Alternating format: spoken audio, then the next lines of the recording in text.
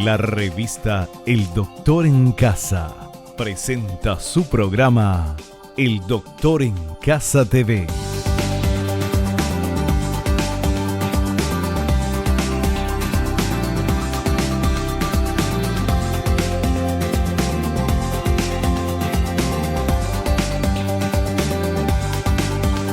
Con la conducción de Vivi Landó.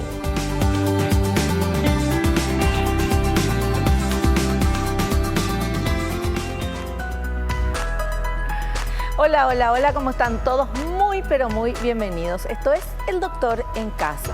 Hoy vamos a tratar, atención a este tema, cómo detectar alergias respiratorias. Nuestro invitado, el capísimo doctor José María Brewer, especialista en asma, alergia e inmunología y clínica médica.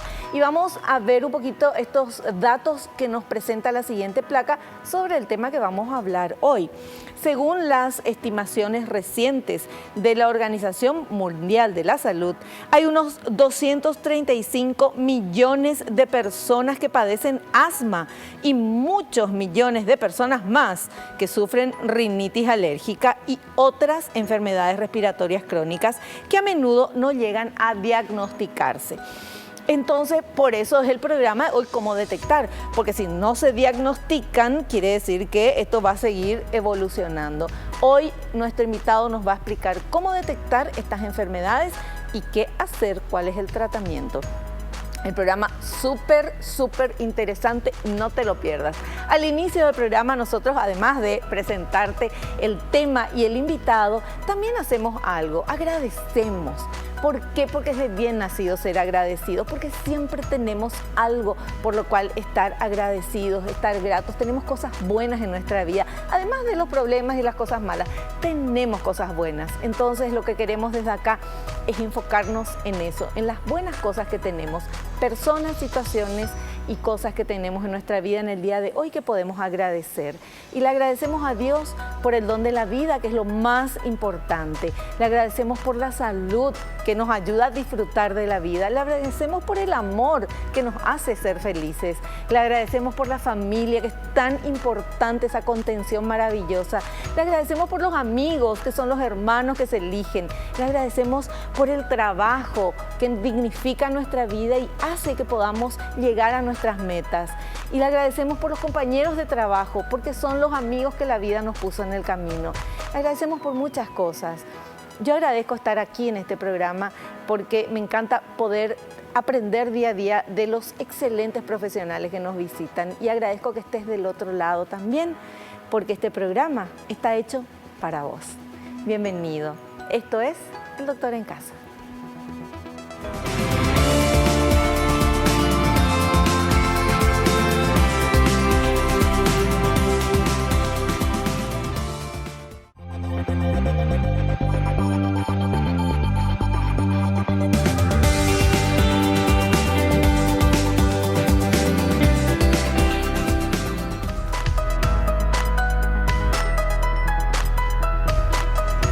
Ya estamos con nuestro invitado, el doctor José María Brewer. Él es especialista en asma, alergia e inmunología y clínica médica. Amigo de la casa, un gusto tenerte otra vez, José María. ¿Cómo estás? Bienvenido. Bueno, encantadísimo estar contigo y bueno, a tus órdenes para aclarar un poquito algunos temas acá que estuvimos hablando en off. Así mismo, estuvimos ya hablando en el corte. Nuestro tema de hoy del programa es cómo detectar alergias respiratorias. De esto vamos a hablar durante todo el programa. Pero en el corte comenzamos a hablar del tema de la influenza, de la vacuna, de que hay mucha gente que no quiere vacunarse, que hay mucha gente que no se vacunó porque dice que le hace mal.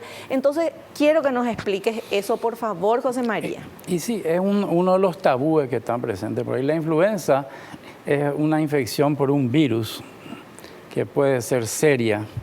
En 1920 en Europa mató más de 40 millones de personas y se llamaba la gripe española, porque surgió en España por primera vez. Y agarró una población sin anticuerpos, y acordate que en ese entonces no había antibióticos, entonces morían muchísimo. La influenza es una infección seria, existen 4 tipos, la influenza A, B y la N1H1. Y es potencialmente grave ¿en quién? En ancianos, en niños muy pequeños, en embarazadas y en personas que tengan insuficiencia renal, insuficiencia cardíaca o asma. Hay un tabú en el sentido de no querer ponerse la vacuna y mucha gente dice me hace mal. Esa vacuna no puede hacerte mal. ¿Por qué? Porque no es de un virus vivo, en primer lugar. Es una vacuna de ingeniería genética que no puede en ningún caso reproducir en tu organismo la enfermedad, que es el miedo que tiene la gente. Sí, sí. La OMS recomienda poner sí o sí en mayores de 65, menores de 2 años, embarazadas, en consenso de la sociedad americana. Mirá si los americanos, vos que conoces tanto también, te van a recomendar algo que es peligroso a una embarazada. Entonces, quítense ese tabú de no querer vacunarse, porque la influenza es una enfermedad grave que puede desencadenar una neumonía y de hecho tiene mucha mortalidad en gente así como te dije. Bueno, y después también está lo otro que dice, no, las otras personas, yo me puse el año pasado y lo mismo nomás tuve influenza, no sirve esa vacuna. O es para una cepa que no es la otra cepa, que no sé qué historia. Contanos, por favor. La vacuna que tenemos acá es la tetravalente, que son para las cepas que están en el hemisferio sur. Es una vacuna atenuante, es decir, podés contraer la influenza, pero no las complicaciones que tiene la influenza. Eso número 1. Y número 2, existen muchas otras virosis que son muy parecidas a la influenza y que da la famosa gripe que te dice la gente. La gente cree que esa vacuna es universal, que es para todas las infecciones, claro, adenovirus, virus sincitial respiratorio, para streptococo, y no es así. Entonces, la persona que se vacuna puede tener una gripe común, digamos, claro, que te dura 2 días, pero de ninguna manera una neumonía por influenza. Claro. Y puede tener influenza, pero no, o sea, atenuada. Exactamente, puede tener y es atenuante, es decir, muy raro sería que haga una complicación. Por ejemplo, un anciano con insuficiencia cardíaca, con la vacuna puede sobrevivir. Claro, claro. Sin la vacuna eso es casi, digamos, es mortal, sí, ¿verdad? ¿Y por qué ahora se ve tantos casos de pulmonía, neumonía, se interna la gente joven de repente está en terapia, entra a terapia con esto? ¿Es algo nuevo? Antes no pasaba. ¿Qué es lo que sucede? Sí, en realidad, bueno, en primer lugar, vos sabés que el mundo cambió y ahora los viajes, la gente se transporta de un hemisferio a otro como nada. Escuché hoy en la televisión que este año pasaron 800.000 personas por el aeropuerto internacional Silvio Pettirossi. Eso te da una idea, imagínate lo que es. Eso es uno. Segundo, las condiciones, digamos, de los hospitales. Hay mucho déficit hospitales, hay muchas internaciones y muchas veces uno entra por una neumonía o una bronconeumonía no tan grave o por otra afección, por ejemplo una cirugía, una obstrucción intestinal, una cirugía oncológica o una inclusive cirugía cardiovascular a cielo abierto y puede contraer en la terapia lo que se llama infección hospitalaria, que es, vamos a decir, el cuco de todo el servicio. Sí. Y ahí quiero aclarar bien, no es que el hospital es insano, claro, y que no se desinfecta y culparle al hospital. La infección hospitalaria vos tenés en el Memorial de Nueva York, en la Mayo Clinic de Minnesota. Son gérmenes que se meten en los sistemas, en las cañerías, y hay uno en especial que es el KPC, que es la Klebsiella pneumoniae, que es un microbio conocido hace mucho tiempo, es uno de los productores de la neumonía bacteriana, pero que ahora, por un mecanismo de evolución natural, se volvió resistente a todos los antibióticos, prácticamente a los carbapenos, que son los últimos ya que nos quedaba como antibióticos. Dios mío. Entonces, prácticamente estamos indefensos ante el KPC, que es considerado una germen hospitalario, o sea, que produce neumonía hemorrágica grave. Es un germen hospitalario, porque existen 2 tipos de neumonía, y brevemente porque después vamos a buscar otro tema. La neumonía adquirida en la comunidad, que se llama NAC, que es la neumonía común que puede adquirir tu chico en el colegio, un adolescente inclusive. Generalmente ahí el germen es el neumococo y se trata muy fácilmente con amoxicilina clavulánica, ¿verdad? Si no hay mucha resistencia. Hay casos de resistencia, pero muy pequeños. Y están las neumonías hospitalarias, que es cuando vos te vas al hospital, te internás por otra cosa o por un problema respiratorio. Ponerle un infarto agudo de miocardio, un accidente vascular cerebral a terapia intensiva, un coma diabético. Y adquirís ahí el germen. Por eso es que la política es internar estrictamente lo necesario. No, eso no, tiene un poco de tos, vamos a internarle. No. La política es bien selectiva. Y eso te estoy hablando de política del primer mundo, ¿no? Son políticas de acá, ¿verdad? Y bueno, eso es con respecto hay mucha neumonía, bronconeumonía. Y este KPC, que es este germen que es resistente. Este es un germen resistente a casi todos los antibióticos y lo atacamos con los carbapenem, que son el imipenem y otros, y ahora también hay cepas resistentes a este antibiótico. Mío. O sea, si te agarra, tenés que rezar. Ah, sí. Dios mío. Bueno, qué importante es esto que nos estás contando, José María, porque primero el tema de que sí o sí hay que vacunarse contra la influenza, hay que utilizar todas las vacunas que existen. Está indicado para los mayores de 60 y los menores de 2, pero está abierto en todos los centros de salud. Hay vacunas. Muchísima gente no se fue a vacunar. Está sobrando todo. Está sobrando y la gente se está muriendo de influenza. Eso es lo que no puedo entender. Entonces, está abierto a todo el mundo. Hoy mismo te podés ir a cualquier centro de salud, pedir y te van a aplicar la vacuna. Y no importa en qué mes estemos del año, hay que aplicarse. O sea, lo mejor hubiera sido aplicarse ya en abril, pero, claro. Pero si no te aplicaste antes, lo mismo en una semana, unos días más, ya hace efecto y entonces vas a estar. Eso es importante. Y después lo del la neumonía uno se contagia en el sanatorio, en el hospital, que es la infección hospitalaria, como bien lo explicó, no es que el hospital no se limpia, o sea, sino que existe este germen que está muy fuerte, el KPC, que es un germen que está resistente a casi todos los antibióticos, entonces hay que cuidarse. Generalmente nosotras las mamás decimos, no, cualquier cosa a nuestro nene, ya vamos a internarle, parece que está ahí, no sé, más protegido en el hospital, en el sanatorio, y no es así. No, lastimosamente no es así. Hay casos de indicación absoluta. Claro. Obvio, si el chico está con una saturación baja, está con disnea, con dificultad de insuficiencia respiratoria, claro, ¿verdad? Sí. Pero no, eso es por cualquier cosa, no, y mejor nomás, inclusive, mejor nomás que se quede ya acá 3-4 días para controlarle. Así escuchamos a menudo. Uno piensa así, pero es al revés. Es bueno saberlo esto.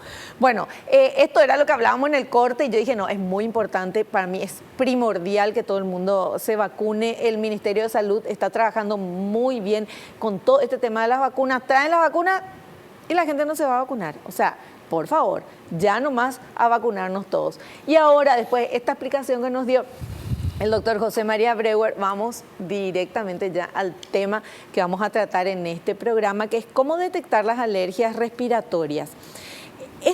Hay épocas de mayor cantidad de alergias respiratorias en invierno, en otoño, más que en verano, por ejemplo. Sí, hay dos ciclos importantes, dos ciclos donde se manifiestan con más intensidad la rinitis y el asma, que es lo que vamos a hablar, ¿verdad? Uno, por supuesto, es el invierno, los meses de invierno, junio, julio y agosto, donde el asma bronquial y la rinitis atacan más. Después le voy a explicar por qué. Y el otro ciclo se ve en las llamadas rinitis estacionales, que son a pólenes. Ese es otro tipo de rinitis, donde el paciente está muy atacado en primavera, septiembre, octubre y noviembre. En el verano es menos la incidencia de estas afecciones. En el invierno tenemos el asma bronquial. ¿Por qué hay más en invierno? En primer lugar, porque hay hacinamiento, y vos sabés que el que produce el asma es el ácaro, que es el polvo que está dentro de la casa. En invierno, lógicamente, se abren menos las ventanas, hablando de ventanas abiertas, y hay más ambientes cerrados, se saca ropa de invierno, frazadas de lana, cortinas, alfombras. Eso en primer lugar. En segundo lugar, porque el paciente asmático es muy sensible a los cambios bruscos de temperatura. Es decir, el paso del calor al frío especialmente.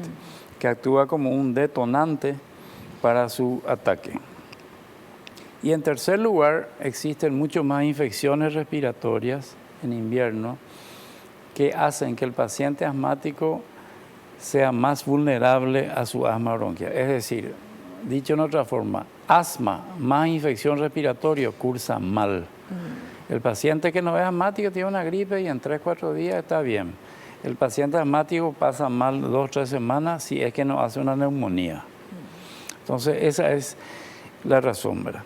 Aparte, y esto también quiero hacer un poquito, es importante esto, los anticuerpos en general, que son los anticuerpos IgG e IgM, actúan mejor en caliente siempre. ¿Eso qué quiere decir? Por eso, y a una temperatura de 37 o mayor. Ya. Esa temperatura es a la cual los antibióticos se adecuan perfectamente para atacar a los microbios y a las bacterias y a los virus especialmente. Bueno, ¿por qué quise hablar de eso? Porque la fiebre es un mecanismo de defensa y una también costumbre muy nuestra y totalmente errada es eso de darle cada 6 horas un analgésico para la al fiebre. niño que está con fiebre. Sí.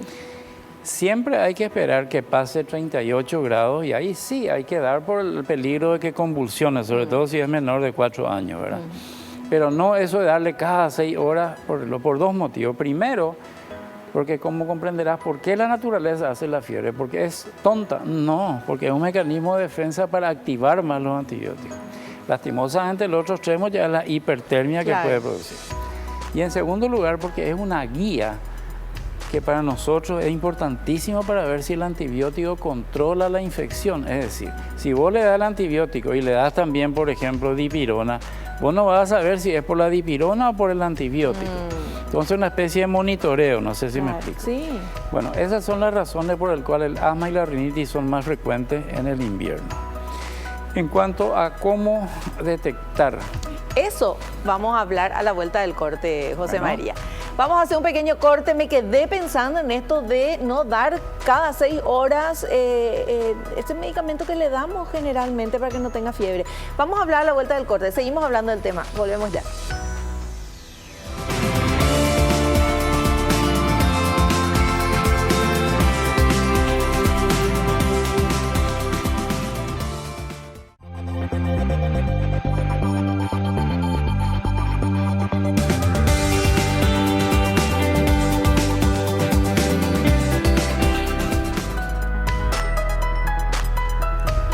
Seguimos hablando con nuestro invitado, el doctor José María Brewer, especialista en asma, alergia, inmunología y clínica médica, uno de los capísimos en todo esto que tiene que ver con la alergia. Cuando vos no sabes por qué no te pasa tu rinitis, por qué tenés tal cosa o tu niño, el doctor José María Brewer te va a dar la solución y acá nos está explicando muy pero muy claramente todo esto.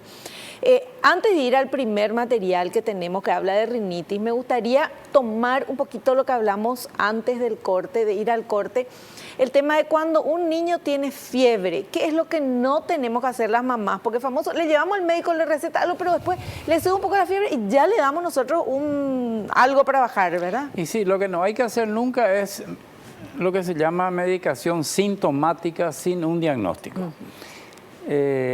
Si el niño tiene fiebre, hay que hacer un diagnóstico, hay que buscar un foco. En el niño generalmente el foco es o la garganta, o el oído, el pulmón, gastroenteritis o infección urinaria. Entonces hay que focalizar en esos y hacer el diagnóstico. Como te dije, la fiebre es un mecanismo de defensa donde activan los anticuerpos. Entonces, si pasa 38 grados, sí, para evitar la hipertermia, ¿verdad? Pero jamás eso es decir, vamos a darle continuado alrededor del reloj cada 4, inclusive cada 6 horas, porque enmascaramos el cuadro. Eso es lo mismo que vos tengas un cuadro abdominal con sospecha de apendicitis y tomes analgésico, jamás. Lo peor que puedes hacer es tomar antiespasmódico analgésico sin diagnóstico, es lo mismo. Ya, perfecto, súper claro. Ahora vamos con este material que preparó el equipo de producción. Tenemos varios materiales muy interesantes. Este habla de rinitis, por favor. A ver.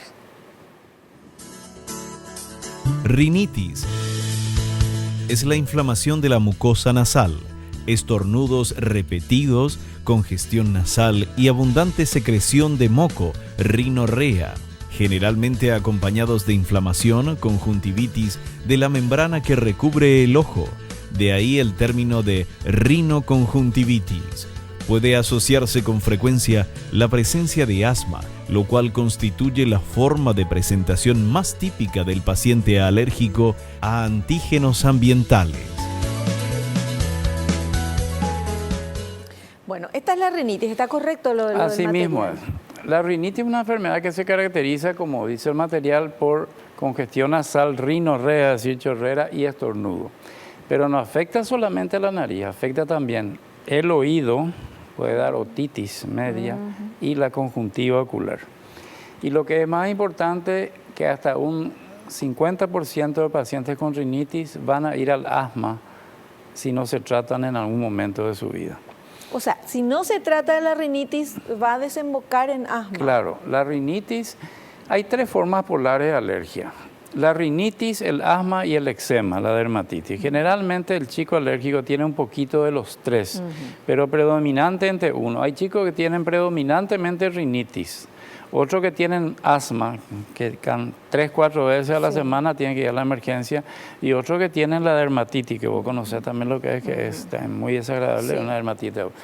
En el caso de la rinitis, también es importante que en el niño produce lo que se llama aproxexia nasal. El chico duerme mal, es un respirador bucal, se le seca la garganta, hace amigdalitis a repetición, pero sobre todas las cosas produce somnolencia diurna. Porque no duerme bien. Claro, porque no duerme bien. En el adulto se llama apnea del sueño y en el chico se llama aproxexia nasal. Eso es muy importante porque el rendimiento escolar decae. El chico está perezoso porque no duerme bien. Claro. La rinitis hace que el chico no duerme. Generalmente son roncadores, roncan, son inquietos, pueden tener pesadillas. Bueno, ¿cuál es la causa de la rinitis? Las más importantes son, como dice el material, los aeroalergenos, es decir, sustancias que entran al organismo por medio de la respiración. La rinitis y el asma por alimento prácticamente no existe, es excepcional, y por contactante tampoco. ¿Cuál es en el 95% del causante? El ácaro, que es el dermatofagoides. Pero farina, eso está en todos lados, y que está en ¿cómo todos lados, pero especialmente están en las casas más decoradas, vamos a decir, del estilo americano, donde más hay en Estados Unidos, que todo es alfombra, todas hasta las paredes de repente son alfombradas. Están en las frazadas de lana, en los roperos, en las almohadas, en los peluches sobre todo. Pensar que hay madres que sin saberlo le ponen a dormir con un peluche que es sleeping with enemy. Claro. Durmiendo con el enemigo, así sencillo. Bueno, ¿qué hay que hacer con un chico con rinitis? ¿Cómo se hace el diagnóstico? La diferencia entre la rinitis y una virosis, que también te da todos estos síntomas, la congestión nasal, rinorrea, es lo siguiente. Primero, son episodios repetitivos. La rinitis. La rinitis es cada 1, 2, 3 veces por semana. Que una infección ya jamás te va a dar esa frecuencia, salvo que sea un inmunodeprimido chiquito que nazca con HIV, ¿verdad? Bueno, segundo, las alergias nunca, o por decir casi nunca, van acompañadas de fiebre en principio si no se infectan. Es decir, una rinitis con fiebre generalmente es un adenovirus, ¿verdad? En tercer lugar, son chicos que tienen antecedentes de episodios de broncoespasmo. Es decir, vos le haces la historia a la madre y te dice, sí, él cuando cambia el tiempo se le cierra el pecho. Entonces, ahí es donde hay que hacer un test cutáneo para hacerle un tratamiento de fondo de la cuestión, no solamente darle descongestivos. Y ojo que muchos descongestivos también producen sueño e inciden en la actividad escolar, así que mucho cuidado. Hay que usar antihistamínicos que no den sueño. Claro. Bueno, hay que consultar con un especialista, doctor, porque o si no también volvemos a lo mismo que decimos siempre en todos los programas, que no hay que automedicarse y parece, no, tiene nomás un resfrío, tiene nomás la nariz que le chorrea, me voy a la farmacia, compro algo y le doy, ¿verdad? Con todo mi amor y buena voluntad, pero le estoy haciendo daño. Y sí, vos sabés que inclusive el rinitis tiene asma, porque por más que uno diga, bueno, es muy típico, hay madres jóvenes sobre todo que no no se percatan de que su chico tiene hiperreactividad bronquial, que es como se llama el asma de esa edad, ¿verdad? Y creen nomás que son así gripe y dilatan el tratamiento específico, inclusive se automedican. La famosa vecina que le dice, anda a comprar este inhalador porque este te va a hacer bien. ¿Entendés? Entonces, cuando el chico tiene episodios a repetición de rinitis o de broncoespasmo, que quiere decir tos, chillido y dificultad respiratoria, ni que hablar si hay un antecedente genético familiar, entonces tiene que recurrir al especialista. Urgente y no tardar más tiempo. Tenemos otro material que vamos a presentar y que habla de asma bronquial. A ver, por favor. Asma bronquial. Enfermedad pulmonar con obstrucción reversible, inflamación y especial sensibilidad frente a estímulos internos y externos, hiperreactividad bronquial. Cursa con tos prolongada, dificultad respiratoria, disnea, pitidos, sibilancias y sensación de opresión en el pecho. ¿Es así? Sí, el asma es la enfermedad más común junto con la diabetes y la hipertensión arterial. En nuestro país hay una alta incidencia de asma bronquial. Se calcula que 1 en cada 40 niños de una escuela tiene hiperreactividad bronquial. Y consiste en episodios de tos, chillido y dificultad respiratoria que se producen por una obstrucción bronquial, ¿verdad? Y esto que dice el material de reversible es entre comillas, reversible al comienzo. Pero una persona con asma de larga data que va a la adultez con asma y que no se trata, es un candidato a ir a un EPOC. ¿Qué quiere decir EPOC? Enfermedad pulmonar obstructiva crónica, que eso ya no es reversible. Que le falta el aire y tiene que estar con el oxígeno, no, eso ya hay destrucción, ¿verdad? claro, eso ya es una etapa final. Pero ahí en el asma al principio no hay destrucción orgánica del tejido pulmonar, es algo funcional inflamatorio. Pero con el paso del tiempo se va remodelando los bronquios y se van afectando el tejido pulmonar, que es un tejido precioso, es un encaje, es un encaje diseñado pero magistralmente por el hacedor, ¿verdad? Y eso se va destruyendo, entonces ahí ya no es como dice reversible, ahí ya es irreversible. Ya prácticamente no tiene tratamiento y la última etapa es ya la insuficiencia respiratoria crónica, pacientes ya que no pueden caminar una cuadra, eso se llama invalidez respiratoria, que no pueden subir escaleras y que tienen que andar muchas veces con su baloncito de oxígeno. Jamás tendríamos que llegar a eso. Doctor, si no se trata la rinitis, se puede convertir en asma, y si el asma no se trata, puede convertirse en EPOC. Así mismo, la rinitis, más que decir se convierte en asma, vamos a decir que casi siempre coexisten los dos factores, pase o no desapercibido por la madre, ¿verdad? Y a veces de repente toma prevalencia el asma. Claro. Entonces, como el asma es mucho más grave y mucho más serio, vos medio te olvidás, vamos a decir, de la rinitis en ese momento y te enfocás en que tu hijo de madrugada se ahoga, está con dificultad respiratoria, está con taquicardia. ¿Y en qué resulta eso? Corría a la emergencia, te vas vos, se va el padre, el día laboral perdido al día siguiente, una serie de eventos, inclusive económicos, porque muchas veces estas cosas, los medicamentos no cubren las prepagas. Y bueno,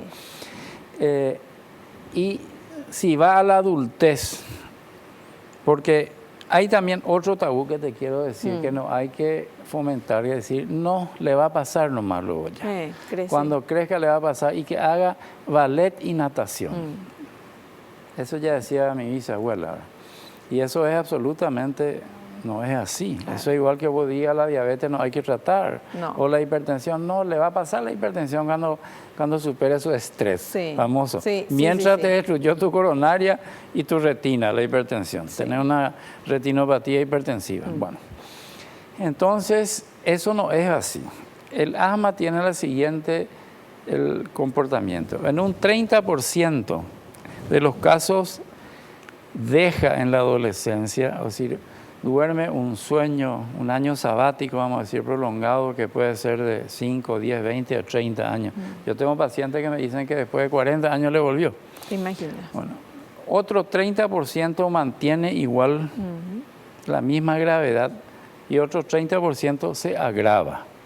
O sea, esa es la estadística, un tercio, un tercio, un tercio. Sí. Entonces, vos no vas a jugar con tu vida a la timba, ¿verdad? Claro. A la estadística, No. te vas a tratar. Obvio. Todas las enfermedades pueden tener una evolución. Por ejemplo, el lupus muchas veces tiene una remisión espontánea.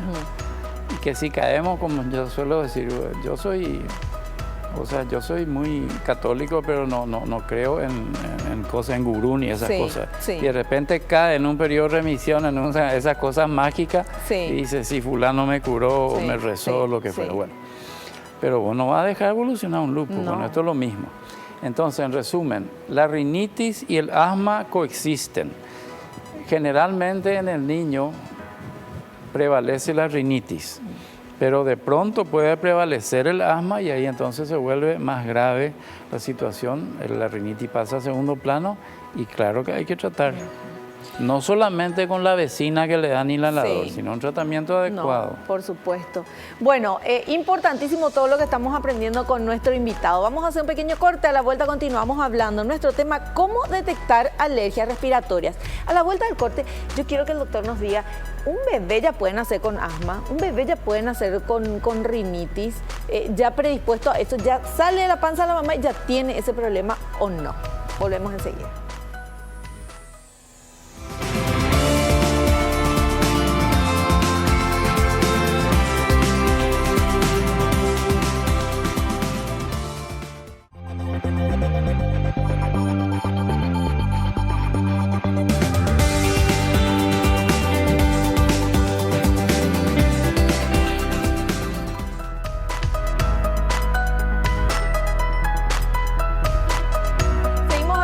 Con el doctor José María Breguer, especialista en asma, alergia, inmunología y clínica médica.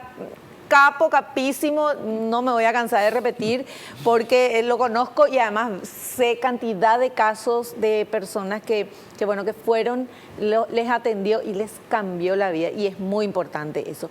Qué difícil debe ser si vos no tenés ningún problema de respirar, no tenés rinitis, no tenés asma, qué sé yo, entonces es normal para vos levantarte, salir, saltar, correr y seguir respirando bien. Pero una persona que tiene este tema, obviamente le limita muchísimo la manera de disfrutar de la vida, la calidad de vida, porque la cantidad de oxígeno que entra en el cuerpo es importantísimo para que todo funcione bien, doctor. No hay una de las peores cosas o síntomas semiológicos de medicina es la falta de aire. Es casi lo peor que te puede pasar, porque el aire es sinónimo de vida. Sí. Vos te sentís morir. Claro. Y el asma limita muchísimo las actividades en los niños y en los adultos. Sí. Bueno, yo te quería consultar, ¿un bebé que nace ya puede nacer con asma o con rinitis o con algún problema así o va creciendo y ahí desarrolla? Mira, el asma es una enfermedad hereditaria. Sí. Es autosómica recesiva. ¿Qué es autosómica? Y es un tipo de herencia, vamos a decir, para explicarlo en forma sencilla, es una herencia penetrante, pero no tanto. No es como la autosómica dominante, por ejemplo, la hemofilia que penetra siempre, casi en las mujeres, ¿verdad? Sí. Entonces, lo que se hereda es la predisposición, no se hereda la enfermedad. Sí. Igual que la diabetes. La diabetes autosómica recesiva se hereda la predisposición. Pero si vos no subís de peso, al llegar 40 para arriba, haces ejercicio y te haces una dieta sana, tal vez nunca hagas la enfermedad. Bueno, en el caso del niño es lo mismo. El niño nace con el germen, vamos a decir, de la herencia, pero puede ya antes del año hacer un episodio que se llama bronquiolitis. La bronquiolitis en el niño menor de 1 año es, como dicen los americanos, de hallmark, es decir, la marca registrada de que el niño va a tener hiperactividad bronquial y o asma. El niño que hace bronquiolitis antes del año es casi seguro que va a ser asmático. ¿Y qué es la bronquiolitis? Es justamente un episodio de asma bronquial. Es una infección por un virus donde el chico tiene dificultad respiratoria, baja saturación, puede ser grave, puede ser mortal. Bueno, pero el tema es que antes de los 3 o 4 años es muy difícil decir si eso es asma o no, es decir, se va a quedar, porque las pruebas alérgicas son muy inespecíficas hasta los 4 años. Entonces, ¿en qué nos basamos? En la herencia, te dice el papá, yo soy asmático, yo también, en la frecuencia de las crisis, y le tratamos con una medicación de fondo, ¿verdad? No te estoy diciendo que el chico no puede ser asmático antes de los 4 años, al contrario, nace con el germen, si hace una bronquiolitis, casi seguro que va a ser, y hay que tratarlo, y generalmente para hacer un diagnóstico y un tratamiento son chicos entre 3 a 5 años para decir va a ser asmático. No sé si me explico. Sí. Y la bronquiolitis, los chicos se tienen que internar, ¿verdad? Cuando tienen bronquiolitis. La bronquiolitis tiene una amplia gama de gravedad. Desde simplemente una dificultad respiratoria, chillido de pecho, a veces vómito por el catarro, hasta una insuficiencia respiratoria. ¿Qué quiere decir eso? Cuando la dificultad respiratoria es extrema. El bebé, por ejemplo, vamos a suponer 6 meses, hace una inversión de la respiración cuando la pancita comienza a ser así. ¿Qué quiere decir eso? Que ya los músculos respiratorios no dan abasto. Es una señal de gravedad. Se llama respiración abdominal. Segundo, las uñitas, o siempre tienen que mirarle, están medio azuladitas. Sí. La frecuencia respiratoria es muy alta, por encima de 30 a 40 respiraciones por minuto, y también la frecuencia cardíaca. Y si tenés un oxímetro, que es el aparato ese que te ponen, te digo, estando todavía en tu casa, sí, obviamente te vaya a terapia ahora. Sí. Y ves que la saturación del oxígeno está por debajo de 80, 83, entonces eso es una señal de gravedad que hay que internar. Pero en general a la bronquiolitis en niños menores de 1 año en general se interna, ¿sí? Ya, perfecto. Tenemos otro material que habla de alveolitis. A ver qué es esto y después el doctor nos explica. Alveolitis. Se produce por afección de la porción final del árbol respiratorio, alveolos, en reacción con la exposición a polvos orgánicos, hongos, heno mohoso, paja y grano, pulmón del granjero, polvo de excrementos de palomas, pulmón del criador de palomas. ¿Es así, doctor? Sí, la alveolitis es un paso más de la bronquitis asmática. Ajá. Ella es una afección del alveolo, que es la parte ya terminal donde se hace el intercambio de oxígeno entre la sangre y el ambiente, ¿verdad? Es ahí donde se hace el... Y están las alveolitis. La alveolitis genera un cuadro alérgico que puede ser, en primer lugar, ocupacional. Gente que trabaja en silos y que tiene alergia al ácaro de almacenamiento. Gente que trabaja en granjas con animales, con excremento de aves. Gente que trabaja en fábricas de plástico. Pero también puede darse con la inhalación de ciertos gases anestésicos. Yo, por ejemplo, he visto alveolitis por gases anestésicos que ahora se usan menos. En la anestesia ahora se usan menos el flutane y el alotane que antes se usaban. También en los incendios. El inhalar, muchísima gente en este incendio, este súper, por ejemplo, quedó con secuelas. A lo mejor no se murió en ese momento, sí, pero por una alveolitis que después fue a una fibrosis pulmonar, que ese sí ya es un cuadro grave, porque es irreversible, es lo que te dije. Sí. Mucha gente, la inhalación de humo, sobre todo, ¿qué más? De incendio de plásticos. Bueno, y felizmente en el caso de la alergia, la alveolitis por ácaro es muy rara. Menos mal. O sea, menos mal, ¿no? Tendría que irte a un silo, claro, o criar palomas. Así mismo, así mismo. Bueno, y hablando de alergias respiratorias en niños, tenemos este material. ¿Podemos ver? Alergias respiratorias en niños. Si un niño realiza más de 4 estornudos seguidos, tiene mocos acuosos y transparentes, le pican y lloran los ojos, pero no tiene fiebre ni malestar general, se piensa en una alergia respiratoria.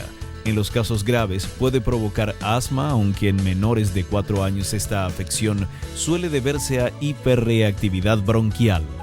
Estos niños suelen tener sibilancias en el pecho que se agudizan con las infecciones respiratorias. Si no se agudizan, se sospecha de alergia. No se nace con la alergia respiratoria, sino con la predisposición genética a desarrollarla. Para que los pequeños se hagan alérgicos, deben entrar en contacto con el alergeno. Si es alérgico a algún alimento, tiene muchas posibilidades de desarrollar también una alergia respiratoria. Bueno, doctor, contanos, ¿está correcto eso? Correctísimo. Un niño con síntomas de rinitis y sin fiebre es generalmente una alergia, ¿verdad? Como dijimos, no se nace con alergia, pero sí con la predisposición. Entonces es importante, por ejemplo, en una familia de alérgicos, asmáticos, ya de entrada hacer una campaña contra el ácaro en el dormitorio del chiquito, ¿entendés? No exponerle a un exceso de polvo doméstico. En cuanto a la alergia alimentaria que tocó ahí el material, también quiero explicar un poquitito. En realidad el asma bronquial y la rinitis no se deben a alergia alimentaria, y lo que se refiere es a alergias intestinales, la intolerancia a la lactosa, la alergia a la clara del huevo y a la albúmina de la leche. ¿Por qué digo eso? Porque muchos chicos sufren horrores, por ejemplo, son asmáticos, un paso antes. La hiperreactividad bronquial es un paso antes del asma, para que me explique. Sí, sí. Entonces, antes de decirle a la mamá es asmática, que es un shock prácticamente, para ella le decir, tiene hiperreactividad bronquial. Entonces no, es todavía asma, y no es todavía asma. Pero si no se trata, va a ser bueno. Le prohíben el chocolate. Ay, no, la frutilla. Se va a un cumpleaños, pobrecito, vos no podés comer chocolate, vos no podés comer frutilla. Y eso no tiene nada que ver. No tiene nada que ver. En el asma no. Le prohíben de balde. De balde. Tal vez en alguna dermatitis, por ejemplo, ciertos conservantes enlatados, eso sí, pero en el asma no. Y es muy frecuente eso. Y no, vos no podés comer chocolate, ni frutilla, que es tan rico, ¿verdad? Sí. Entonces, eso nomás quería aclarar, que no se interprete que, como dijo el material, el paciente asmático puede tener alergia alimentaria. Claro. De hecho, es muy raro. ¿Okay? Es un chico que lo que hay que hacer es una campaña contra el polvo en el dormitorio. Como por ejemplo, a ver, vamos a ver, ¿cómo tiene que ser esa campaña contra el polvo? Bueno, el ácaro tiene millones y millones de años de evolución. Entonces, en primer lugar, es resistente a todos los insecticidas. O sea, no... Ese que dice 99,99% que le pones y que ya desinfecta todo y qué sé yo. Al ácaro no, a los otros no. Yo no estoy diciendo no hay que poner para el dengue, hay que poner para las garrapatas, porque está la erliquia también, que se ven en perritos y en humanos, pero ninguno le mata al ácaro. Al ácaro lo único que le mata es el sol.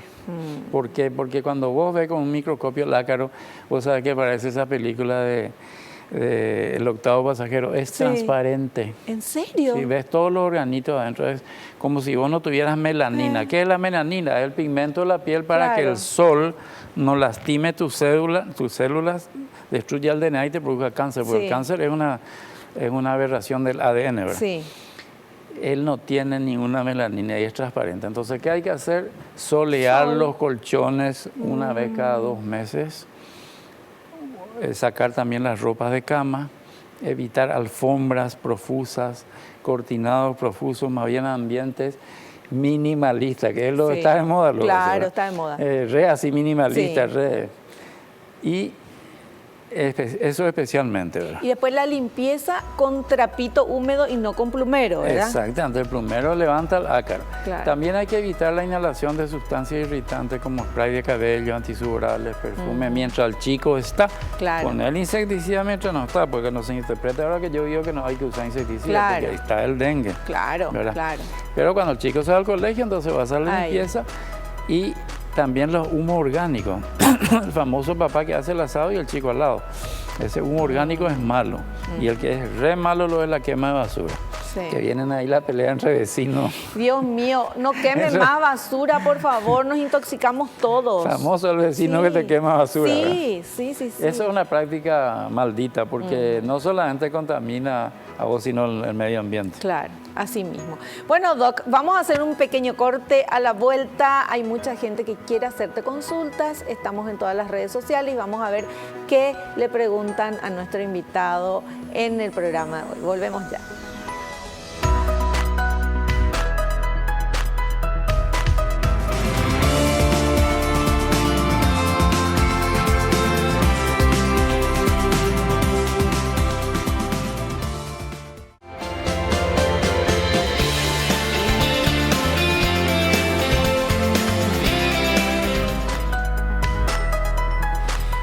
Bien, me cuenta producción que hablé mucho con mi invitado y que tenemos 3 minutos nada más. Entonces, una preguntita, por favor. Vamos con esa. Una pregunta que ustedes quieren hacerle al doctor. A ver. Sara de Caguazú, saludos a la gente de Caguazú. Dice, pregunta, mi hijo tiene tos seca solo por las noches. ¿Podría deberse a una alergia? Sí, puede ser una alergia respiratoria o un reflujo gastroesofágico. Esas son las dos causas más frecuentes de alergia, de tos nocturna intratable, muchas veces resistente a los antitusivos. Perfecto. Bueno, súper claro. ¿No nos alcanza la otra pregunta? Sí, dale, otra. Vamos, rapidito. A ver quién pregunta. Mariano de Encarnación, les extraño. ¿El humidificador afecta a una persona con alergia respiratoria? No afecta, es indiferente. Tampoco es la panacea, ¿verdad? Pero, o sea, puede usar el humidificador. Perfecto, bueno, súper claro. Bueno, doctor José María Breuer, minutitos finales, ¿alguna recomendación que vos quieras hacerle a las mamás, a la gente que está viendo el programa? Y sí, nada más decir que la alergia es un problema muy común en niños, que es tratable, es solucionable, no tiene por qué pasar sobresaltos, visitas de emergencia o urgencia. Tiene que consultar con un especialista, que hay muchos. Y bueno, que hoy en día tenemos excelentes técnicas de diagnóstico y tratamiento. Perfecto, perfecto. Súper claro, súper claro. Yo quiero agradecerte inmensamente tu tiempo, el tiempo que dedicaste acá al programa. Muchas gracias de verdad. Y bueno, y te esperamos en un próximo programa. Pero al contrario, muchísimas gracias a vos y sí, nos vemos en un futuro. Genial. Nos despedimos. Hasta el próximo programa, si Dios así lo permite. Y no te olvides lo que te digo siempre, porque es cierto. Naciste para ser feliz. No te conformes con menos. Chao, chao. La revista El Doctor en Casa presentó a Vivi Landó en el programa El Doctor en Casa TV.